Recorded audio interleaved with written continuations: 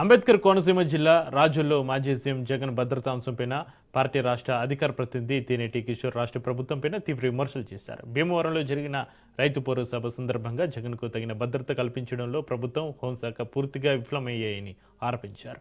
ప్రభుత్వ ఆదేశాల మేరకే తక్కువ మంది పోలీసులతోటి బందోబస్తు నిర్వహించి అడుగడుగునా జగన్కు ఇబ్బందులు కలిగించే విధంగా వివరించారని అన్నారు. ఇకనైనా ప్రభుత్వం తన వైఖరిని మార్చుకుని జగన్ పర్యటించే ప్రాంతాల్లో తగిన పోలీసు బందోబస్తు, భద్రత ఏర్పాట్లు కల్పించాలని డిమాండ్ చేశారు. లేని పక్షంలో రాష్ట్ర డీజీపీ కార్యాలయాన్ని ముట్టడిస్తామని తేనేటి కిషోర్ హెచ్చరించారు.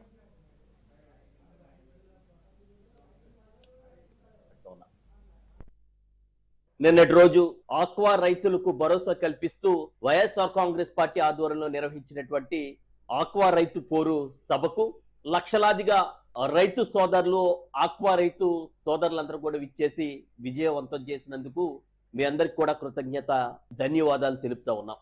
దాంట్లో భాగంగా నిన్నటి రోజు జరిగినటువంటి కొన్ని సంఘటనలు ఈ రాష్ట్ర ప్రభుత్వం దృష్టికి, ఈ రాష్ట్రంలో ఉన్నటువంటి పోలీస్ శాఖ దృష్టికి తెలపాలని చెప్పేసి ఈరోజు ఈ మీడియా ద్వారా మీతో మాట్లాడుతూ ఉన్నా.